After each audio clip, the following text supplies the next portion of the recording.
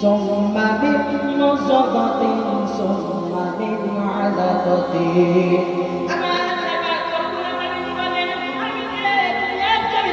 মানুষদেরকে পাঠাইয়াছি সেই মানুষদেরকে আমি আল্লাহ পাক আমি মাটি দিয়ে তৈরি করেছি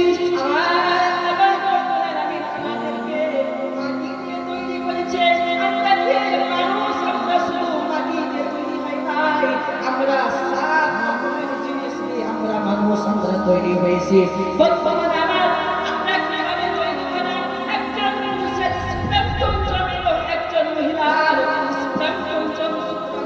এক জায়গায় মিলিত হলো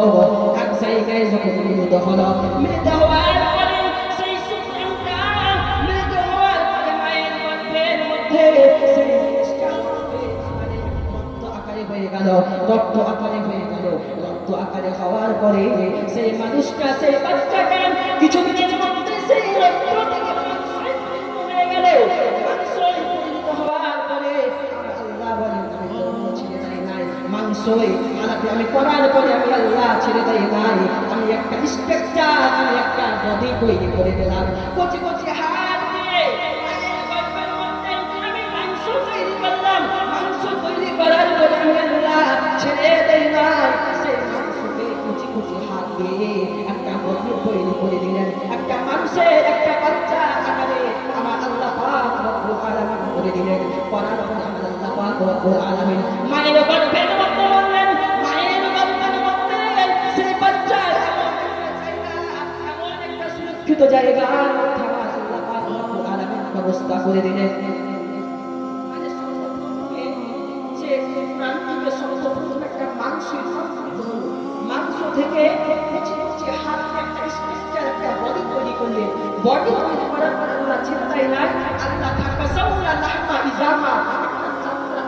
করে দিলেন তারপর আল্লাহ ছেড়ে দেয় নাই এবার আল্লাহ পাক মায়ের গর্ভের মধ্যে একটা জায়গায় রাখবে একটা সুরক্ষিত জায়গায় আমার আল্লাহ মায়ের গর্ভের মধ্যে এমন একটা সুরক্ষিত জায়গার মধ্যে আমাদেরকে রেখেছিলেন সেই জায়গার মধ্যে কোনো ভাইরাস পৌঁছাতে পারবে না মায়ের গর্ভের মধ্যে একটা জায়গা রয়েছে ইন্টেনসিভ কেয়ার নামক একটি জায়গা মায়ের গর্ভের মধ্যে ইন্টেনসিভ কেয়ার মধ্যে সেই বাচ্চাটাকে আমার আল্লাহ রেখে দিলেন রাখার পরে আমার আল্লাহ পাক রব্বুল আলামিন তবু আমাদেরকে ছেড়ে যায় যে ইন্টেনসিভ কেয়ার রয়েছে ইন্টেনসিভ কেয়ার মায়ের গর্ভের মধ্যে যখন আল্লাহ রেখে দিলেন রেখে দেওয়ার পরে আমার আল্লাহ পাক রব্বুল আলামিন এই মায়ের গর্ভের মধ্যে আমার আল্লাহ দিলেন তো